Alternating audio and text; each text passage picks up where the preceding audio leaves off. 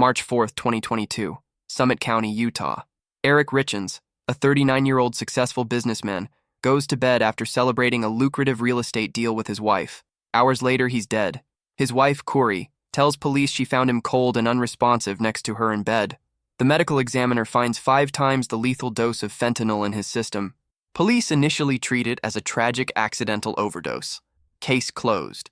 But 13 months later, in March 2023, Kouri Richins publishes a children's book titled, Are You With Me? It's a story about a little boy coping with the death of his father. Kouri goes on local news. She smiles. She talks about grief. She talks about helping her 3 sons process their father's death. She signs books. She makes money. And then, 2 months after that, on May 8, 2023, police arrest Kouri Richins for the murder of her husband. They say she didn't just write a book about grief. She created that grief. She poisoned Eric with fentanyl, and then she profited from it. This is the story of Kouri Richins, the children's book author accused of one of the most coldly calculated murders in recent American history. A story about money, lies, fentanyl, and a grief book that became a confession. Her trial begins on February 10, 2026, and the questions everyone is asking are simple. Did she do it? And if she did, how does someone write a children's book about the death they caused? Welcome to Forensic Disconnect. I'm your host, and tonight we're examining a case that has shocked Utah and captivated the nation. Before we dive in, make sure to subscribe and hit that notification bell, because we cover the cases that deserve to be remembered, the investigations that reveal the darkest corners of human nature. New documentaries every week. Kouri Richins seemed to have it all. She was a successful real estate agent in Kamas, Utah, a small mountain town about 40 miles east of Salt Lake City. She was beautiful, charismatic, active in her community. She and her husband Eric owned multiple properties. They had 3 young sons. From the outside, they were living the American dream. Kouri Richins was a local boy. Born and raised in Summit County, he came from a well-known, well-respected family. He was a hard worker, a skilled contractor and stonemason. Eric built things with his hands. He took pride in his work. He was devoted to his 3 sons. People who knew Eric described him as genuine, honest, a family man who would do anything for his kids.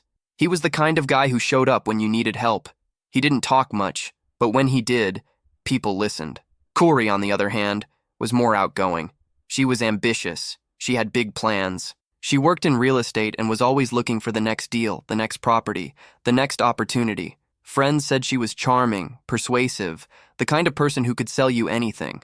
And for years, it seemed like Eric and Kouri were a good match. He was the quiet, steady one. She was the ambitious, social one. They balanced each other out, or so it seemed. But beneath the surface of this perfect life, cracks were forming. And those cracks would eventually lead to a corpse, a children's book, and a murder charge that would shock everyone who knew them. In 2020, Kouri became obsessed with a property. It was a massive 20,000 square foot mansion in Francis, Utah, not far from their home in Kamas. The property was stunning. It had everything. Multiple bedrooms, a commercial kitchen, event spaces, mountain views. Kouri saw potential. She wanted to turn it into a luxury event venue, a place for weddings, corporate retreats, high-end gatherings. She was convinced it would make them rich.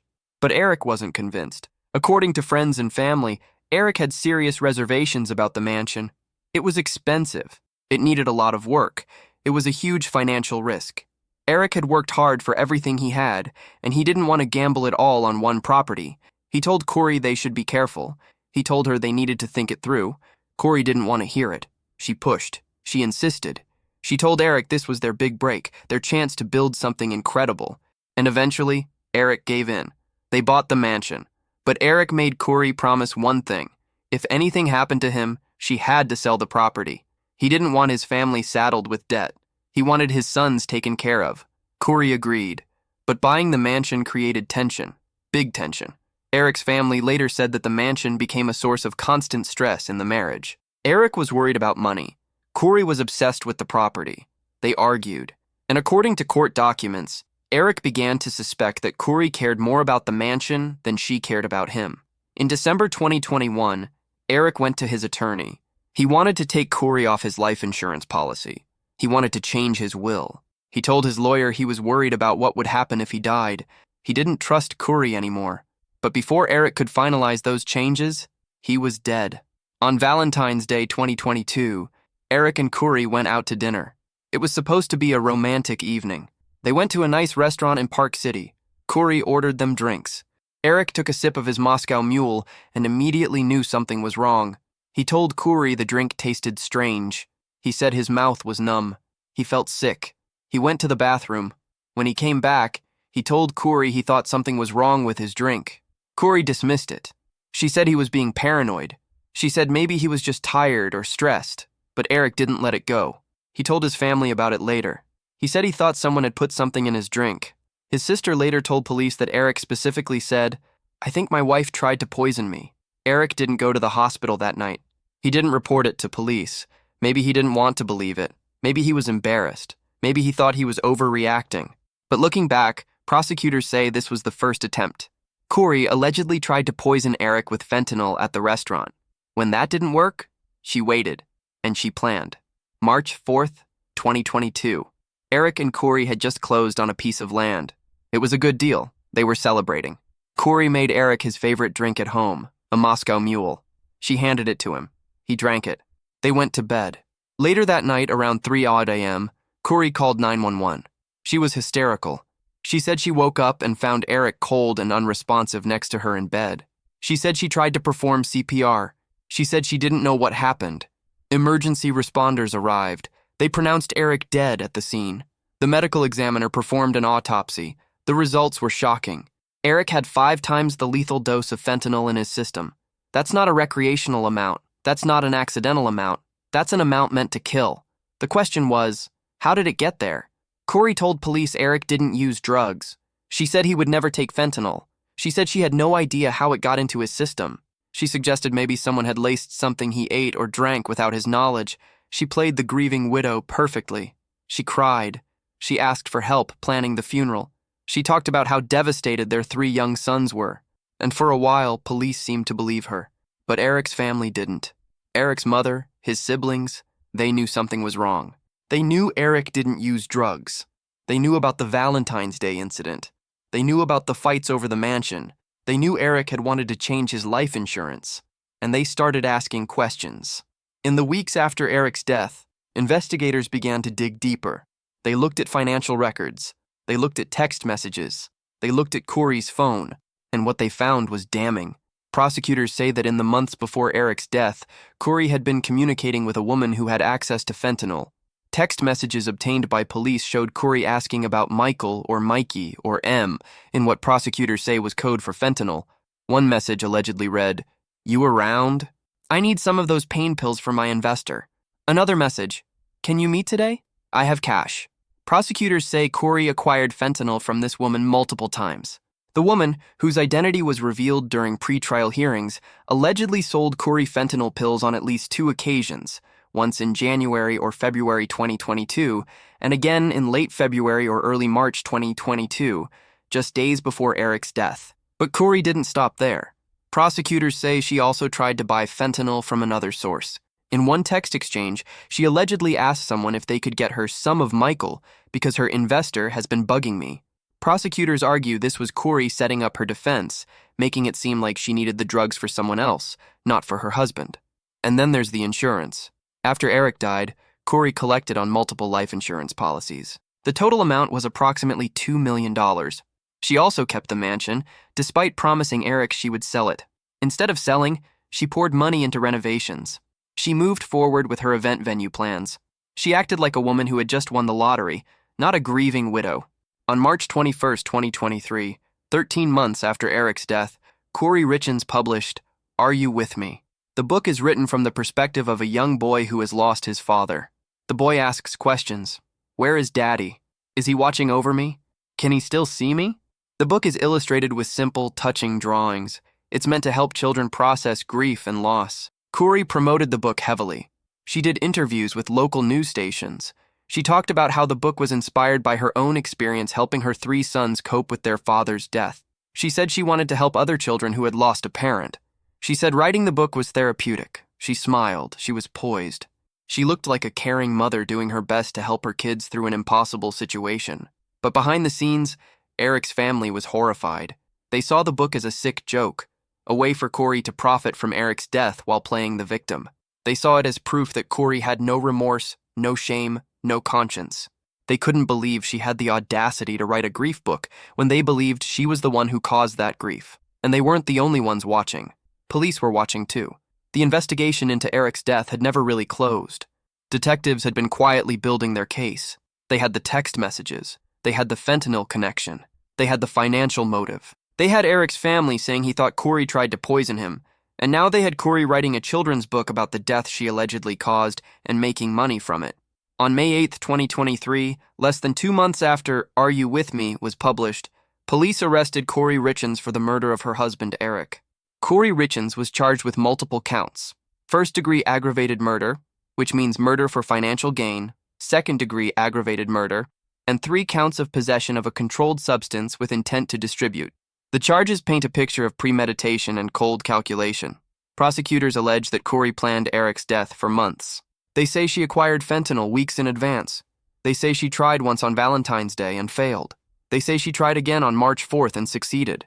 They say she did it for money: the life insurance, the mansion, the real estate empire she wanted to build. Kouri's defense attorneys pushed back hard. They argued that the prosecution's case was circumstantial.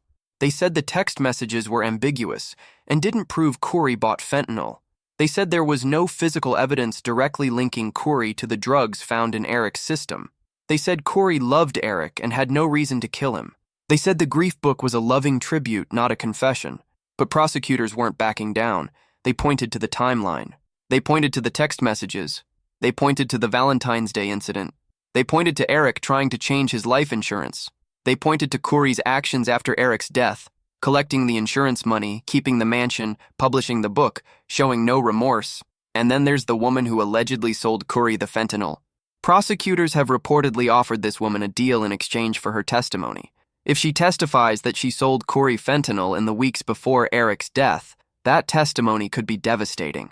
As the case moves toward trial, scheduled to begin on February 10, 2026, both sides have filed numerous pretrial motions.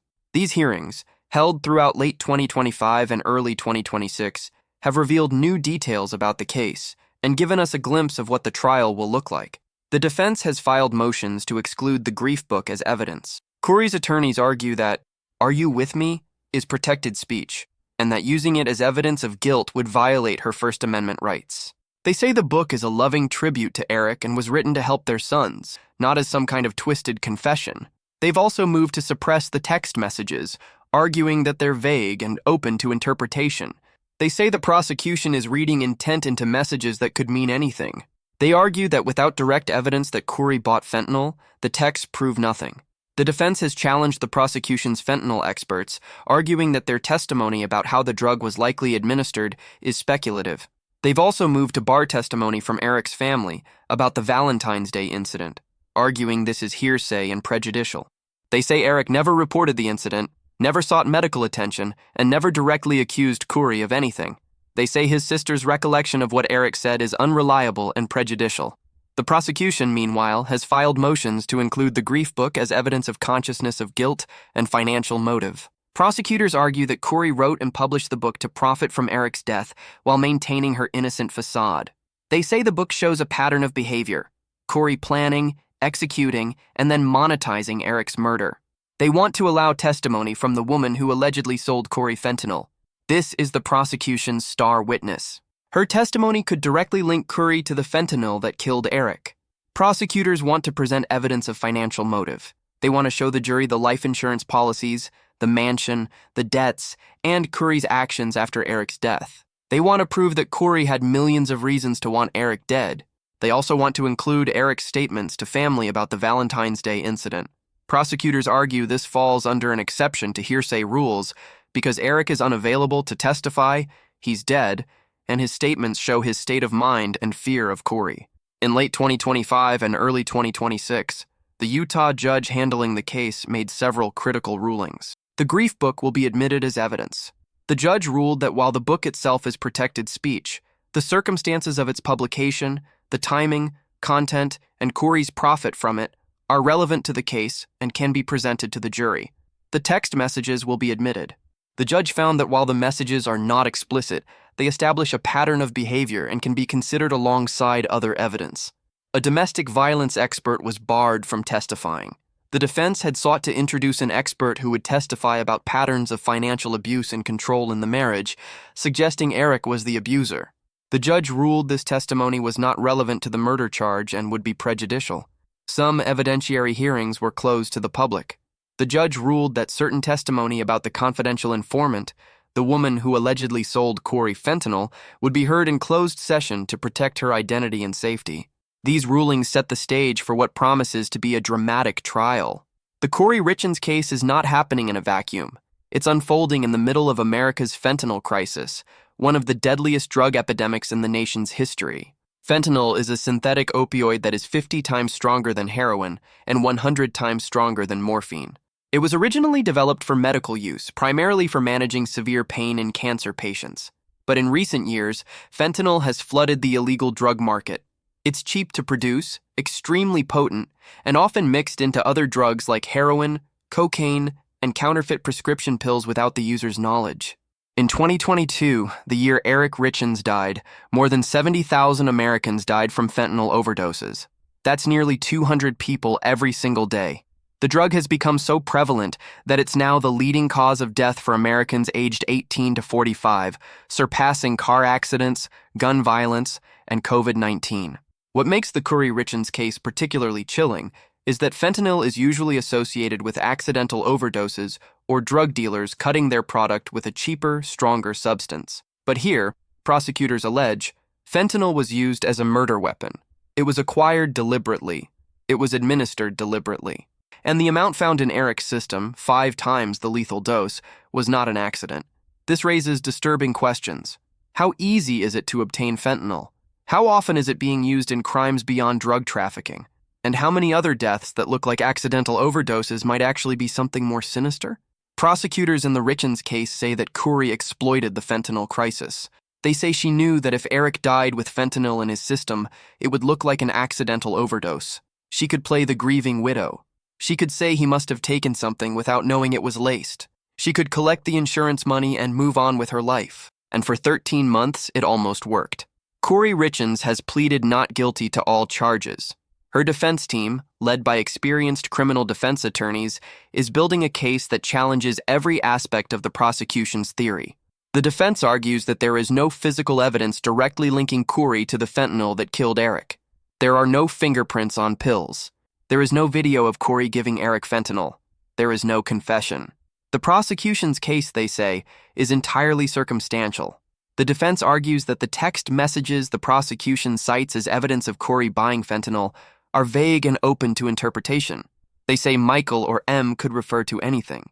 They say Kouri's messages about needing pain pills for an investor were legitimate. She worked in real estate and dealt with investors who sometimes asked her for favors.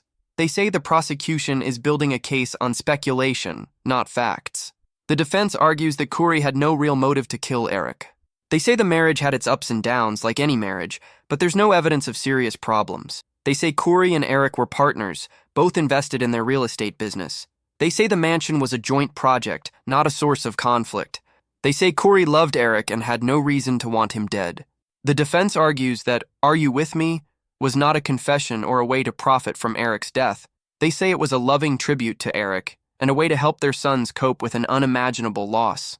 They say Kouri wrote the book because she was grieving too, and she wanted to honor Eric's memory while helping other families going through similar pain. The defense has hinted that they may argue Eric could have been poisoned by someone else. They point out that Eric was a contractor who worked on various properties and interacted with many people. They suggest that Eric could have been targeted by someone with a grudge, or that he could have accidentally ingested fentanyl without knowing it. They say the prosecution has tunnel vision and has focused on Kouri to the exclusion of other possibilities. The defense argues that Eric's alleged statement to his sister about thinking his wife tried to poison him is hearsay and should not be admitted. They say Eric never went to the hospital, never reported it to police, and never directly accused Kouri of anything.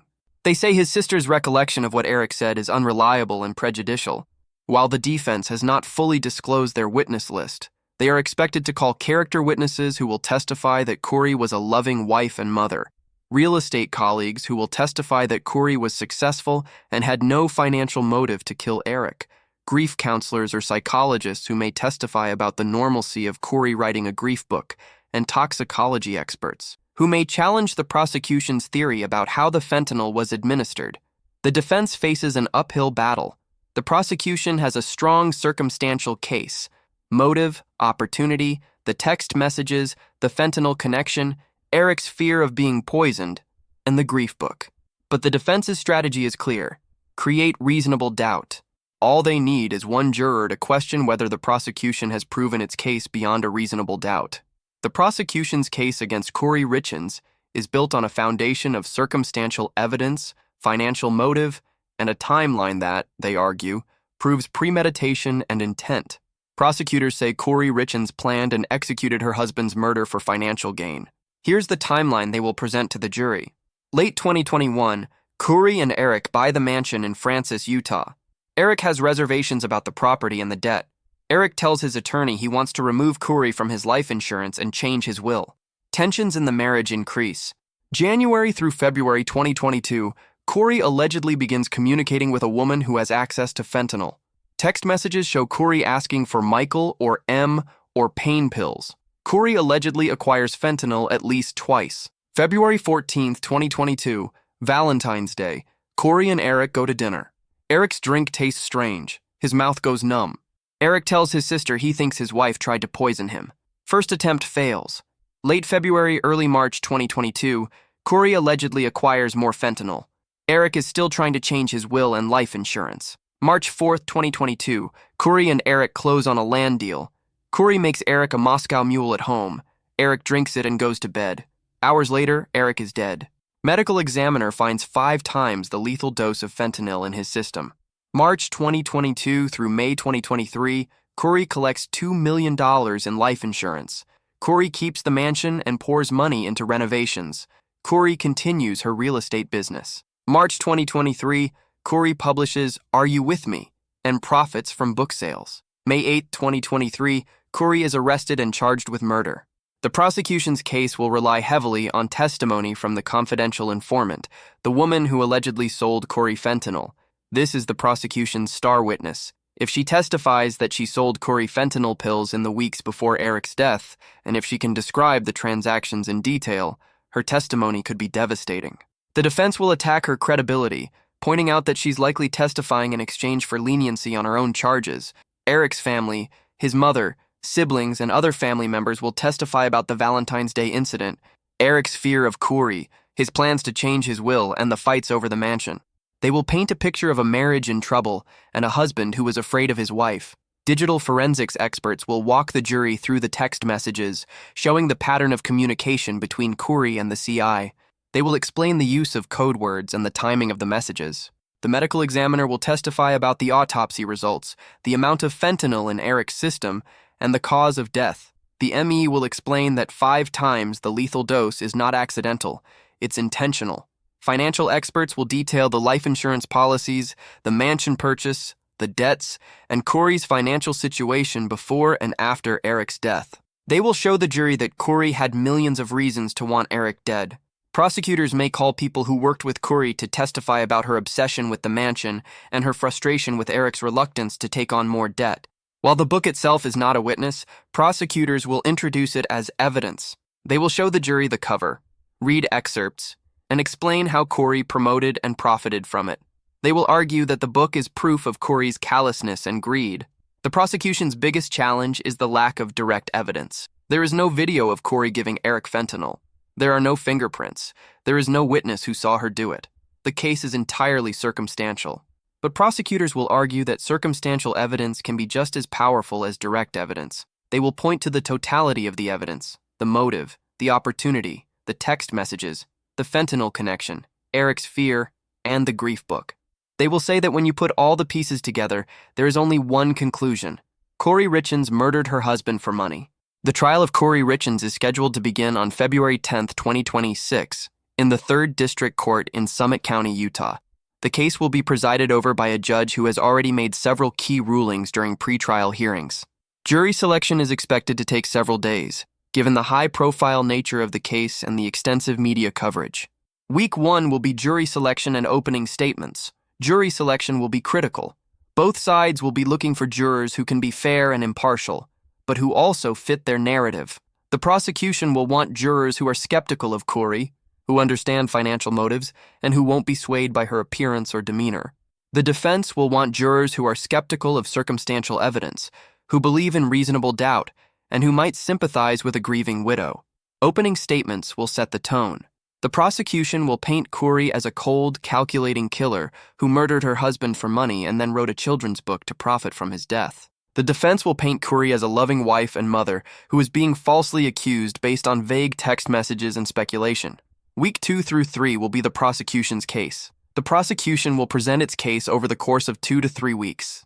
Expect emotional testimony from Eric's family, detailed testimony from the medical examiner, and potentially explosive testimony from the confidential informant. The prosecution will introduce the text messages, the financial records, and the grief book. They will build their case piece by piece, showing the jury that Kouri had motive, opportunity, and means. Week 4 through 5 will be the defense's case. The defense will present its case, likely over 1 to 2 weeks. Expect character witnesses, possibly an alternate theory of the crime, and cross-examination designed to undermine the prosecution's witnesses. The defense may call their own toxicology experts to challenge the prosecution's theory about how the fentanyl was administered. They may also call grief counselors or psychologists to explain why Kouri wrote the grief book. Week 6 will be closing arguments and deliberation. Closing arguments will be the final chance for both sides to make their case. The prosecution will summarize the evidence and ask the jury to hold Kouri accountable. The defense will argue reasonable doubt. Jury deliberations could take anywhere from a few hours to several days, depending on how divided the jury is. If convicted of first-degree aggravated murder, Kouri Richins faces life in prison without the possibility of parole. Utah does have the death penalty, but it is rarely sought, and prosecutors have not indicated whether they will pursue it in this case. If convicted of the lesser charge of second-degree murder, Kouri could face 15 years to life. If acquitted, Kouri will walk free. She will regain custody of her 3 sons. She will keep the mansion. She will be vindicated. And Eric's family will be left with no justice and no answers. Let's talk about Are You With Me? Because this book is not just a piece of evidence, it's the centerpiece of the prosecution's argument that Kouri Richins is a sociopath who murdered her husband and then profited from his death. Are You With Me? Is a 33-page children's book written from the perspective of a young boy who has lost his father. The boy asks questions. Daddy, are you with me? Can you see me? Are you watching over me? The illustrations show the boy doing everyday activities, playing, going to school, sleeping, while imagining his father's presence. The book is designed to help children understand death and process grief. It reassures them that even though their loved one is gone, they are still loved, still watched over, still remembered. It's a sweet, simple book. And if you didn't know the context, you might think it was a touching tribute written by a grieving widow trying to help her children. But prosecutors see something else entirely. They see a killer creating a narrative. They see Kouri positioning herself as the victim, the loving mother helping her sons through tragedy. They see her profiting from the death she caused. Are You With Me? Was published on March 21, 2023, 13 months after Eric's death and less than 2 months before Kouri's arrest. The timing is critical. By March 2023, Kouri knew she was under investigation. She knew police were looking at her. She knew Eric's family suspected her, and yet she chose to publish the book anyway. Prosecutors argue this shows Kouri's arrogance and her belief that she could manipulate public perception. They say she thought that by positioning herself as a grieving widow and a caring mother, she could protect herself from suspicion. They say the book was not a tribute, it was a calculated PR move. Kouri didn't just publish the book quietly. She promoted it aggressively. She did interviews with local news stations. She appeared on morning shows. She talked about how the book was inspired by her experience helping her sons cope with their father's death. She smiled. She was articulate. She was sympathetic. One interview in particular has become a focal point of the case. In the interview, Kouri sits on a couch, the book in her lap. She talks about how her middle son, who was close to Eric, struggled the most with his father's death. She talks about writing the book as a way to help him. She talks about wanting to help other families going through similar losses. But Eric's family watched that interview with disgust. They saw a woman who had allegedly murdered their son and brother sitting on a couch, smiling, talking about grief, and selling a book. They saw a monster wearing a mask. While the exact sales figures for Are You With Me are not public, Kouri sold copies through local bookstores, online platforms, and at speaking engagements. She made money from the book. Not millions, but enough that prosecutors can argue she profited from Eric's death in yet another way. First, the insurance money, then the book sales. The defense argues that any money Kouri made from the book was minimal and that she donated some proceeds to charity. But prosecutors counter that even if Kouri gave some money away, she still benefited financially and reputationally from the book. And that, they say, is evidence of her guilt. The grief book alone won't convict Kouri Richins. But combined with the other evidence, the text messages, the fentanyl connection, the motive, the timeline, it creates a compelling narrative. It shows a pattern of behavior. Plan the murder, execute the murder, collect the insurance money, write a book, profit from the grief you created. And that narrative might be enough to convince a jury that Kouri Richins is guilty. In all the talk about Kouri, the grief book, the trial, and the fentanyl, it's easy to forget about the victim. Eric Richins was a real person. He had a life, a family, dreams, and fears. He was not just a name in a murder case. He was someone's son, someone's brother, and someone's father. And he deserves to be remembered for who he was, not just how he died. Eric Richins was 39 years old when he died. He grew up in Summit County, Utah, in a close-knit family. His parents raised him to be hardworking, honest, and dependable. Eric learned the trades, stonemasonry, contracting, building. He was good with his hands. He built things that lasted. People in the community knew him as someone you could trust, someone who would show up when he said he would, someone who did the job right. Eric wasn't flashy. He wasn't loud.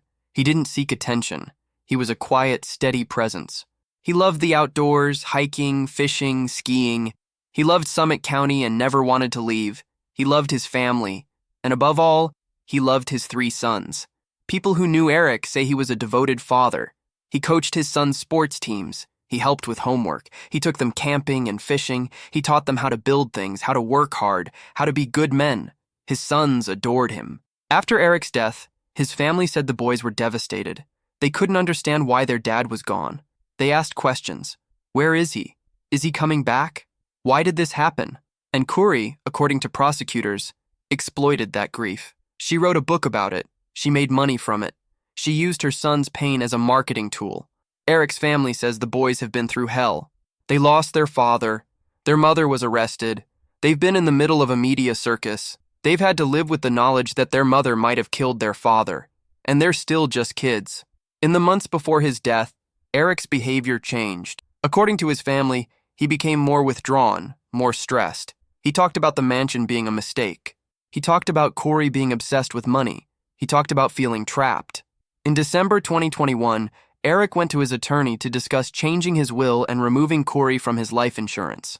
That meeting suggests Eric was planning for a future without Kouri, or at least a future where she didn't control his money. But before he could finalize those changes, he was dead.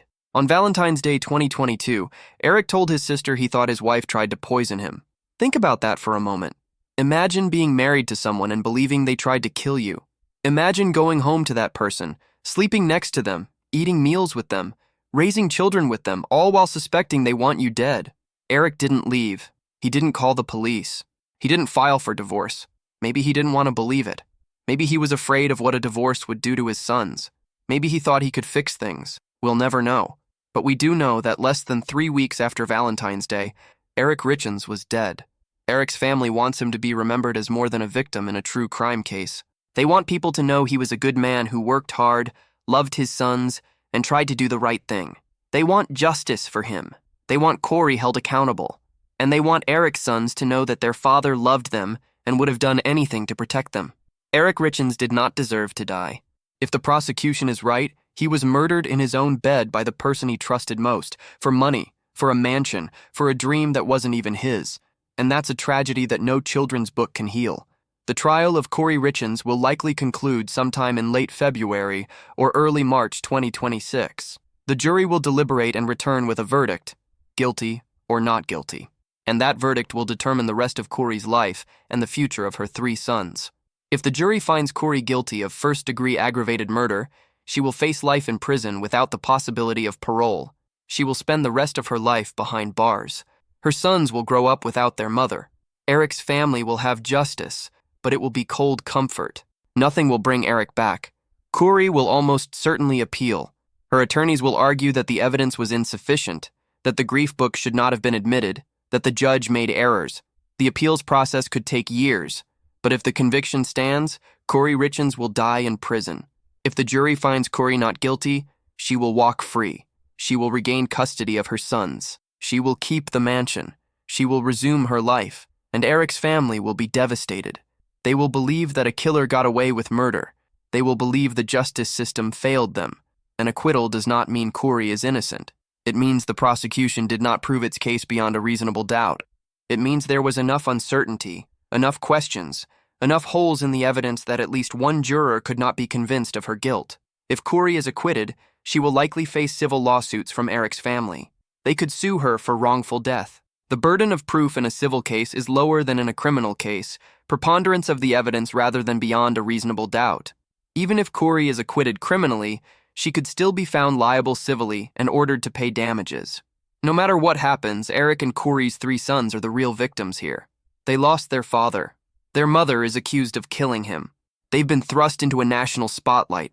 They've had to live through a criminal investigation, an arrest, pre-trial hearings, and now a trial. They will carry this trauma for the rest of their lives. If Kouri is convicted, the boys will grow up knowing their mother killed their father. If she's acquitted, they will grow up knowing she was accused. Either way, their childhood is over. Their innocence is gone, and no verdict will change that. Eric's family has said they want custody of the boys if Kouri is convicted. They want to raise them, protect them, and make sure they know their father's side of the story. But that will mean years of legal battles, trauma, and therapy. These boys have a long, hard road ahead of them. The Kouri Richins case raises disturbing questions that go beyond this one woman and this one crime. It forces us to confront a question we don't want to ask. How often do people profit from tragedy? Think about it. True crime is a multi-billion-dollar industry. Podcasts, TV shows, documentaries, books, people make money telling stories about murder, kidnapping, and suffering. And we, the audience, consume that content. We watch, we listen, we subscribe. We're fascinated by the darkest moments of other people's lives. But where's the line? When does telling a story become exploitation? When does sharing your grief become profiting from death? Kouri Richins wrote a children's book about a boy coping with his father's death. If she had written that book as a genuine attempt to help her sons, would that be okay? If she had donated all the proceeds to charity, would that change things? Or is the very act of writing and publishing that book, regardless of intent, a form of exploitation? Now imagine if Kouri is acquitted. Imagine if she walks free. How long before she writes another book, this time about being falsely accused? How long before she goes on talk shows, gives interviews, and tells her side of the story? How long before she profits again, this time from being the accused rather than the accuser? And here's the thing. We'll watch, we'll read, we'll listen, because we can't look away. Because true crime is entertainment. Because we want to know what happens next. The Kouri Richins case is a mirror. It shows us something uncomfortable about ourselves. It shows us that we live in a world where tragedy can be monetized, where suffering can be packaged and sold, where even murder can become content. And maybe that's the real horror of this case. Not just that Kouri Richins might have killed her husband, but that she might have killed him, written a book about it, and we all bought it. On March 4th, 2022, Eric Richins went to bed thinking about a land deal. He went to bed next to his wife. He went to bed in his own home, in the town where he grew up, surrounded by mountains he loved. He went to bed thinking about his 3 sons, about the mansion his wife wanted to turn into something special, about the life they were building together. He never woke up. If the prosecution is right, Eric Richins was murdered by the person he trusted most. He was poisoned in his own bed. He died alone, in the dark, while his wife, the mother of his children, the woman he built a life with, watched. And then she collected the insurance money, kept the mansion, and wrote a children's book about grief. If the defense is right, Eric Richins died of an accidental overdose, and Kouri is being falsely accused. The grief book was a loving tribute. The text messages are being misinterpreted. The prosecution has tunnel vision, and a grieving widow is being put on trial for a crime she didn't commit. The truth will be decided by 12 jurors in a courtroom in Summit County, Utah. They will hear the evidence. They will deliberate. They will vote. And they will decide whether Kouri Richins is a murderer or a victim of a rush to judgment. But no matter what the verdict is, one thing is certain. Eric Richins is gone. His 3 sons will grow up without a father. His family will never get him back. And a children's book called Are You With Me will forever be associated with one of the most disturbing murder cases in recent American history. The trial of Kouri Richins begins on February 10, 2026. The world will be watching. If you found this investigation compelling, subscribe to Forensic Disconnect for more in-depth true crime documentaries. Hit that like button, drop a comment with your thoughts on the case, and remember, these are real people, real lives, real families torn apart by tragedy. Eric Richins deserves to be remembered. His sons deserve justice. And the truth, whatever it is, deserves to be heard. This has been Forensic Disconnect. I'll see you in the next one.